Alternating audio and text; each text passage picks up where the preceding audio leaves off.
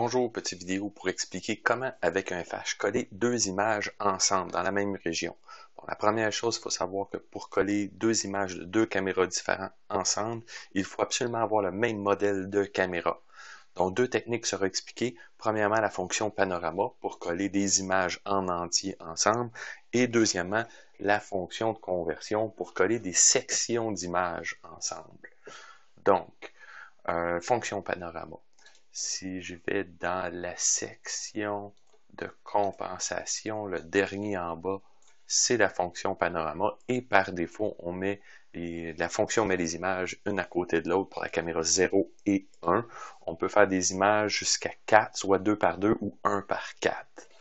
Donc, si j'ai cette fonction, je peux maintenant ajouter une nouvelle image, lui dire que c'est ma fonction panorama et voici comme ça fonctionne. Mes deux images sont collées dans la même section. Maintenant, si je veux trouver où est localisé mon code à barre, je peux retourner dans mon Edit Flow, aller chercher un Shape Search, lui dire que ma shape,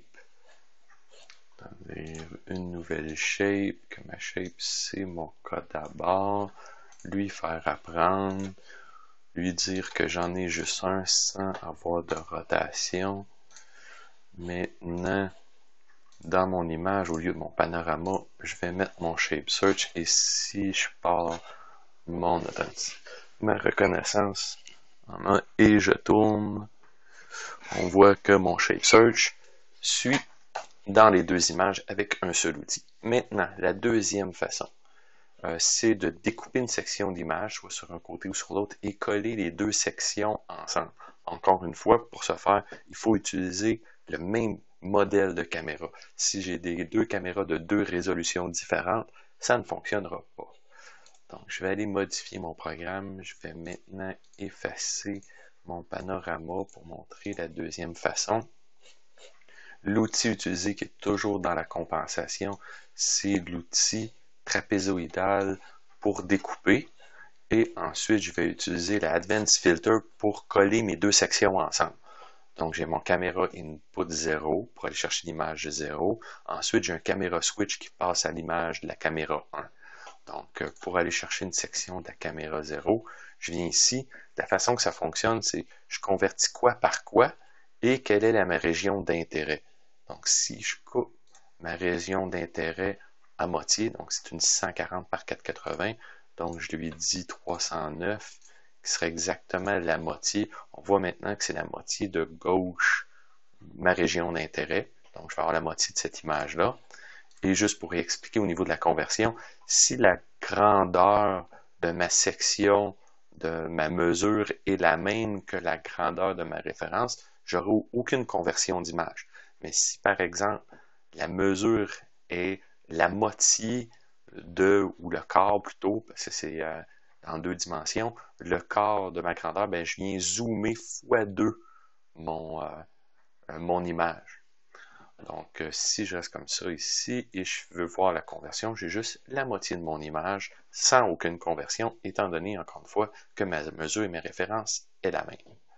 Maintenant, j'ai coupé ma première image, je veux couper ma deuxième. Ma deuxième, je c'est mon autre caméra ici. Ma région d'intérêt maintenant. Je vais prendre la deuxième moitié.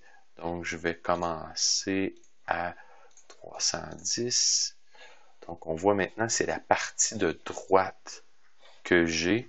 Si je fais OK, même chose que tantôt, mes deux mesures et conversions sont les mêmes. Si je clique ici, j'ai maintenant la moitié de droite qui reste.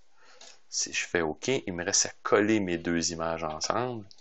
Donc, si je viens cliquer sur mon Advanced Filter, je viens ajouter la fonction qui s'appelle ToImage Operation.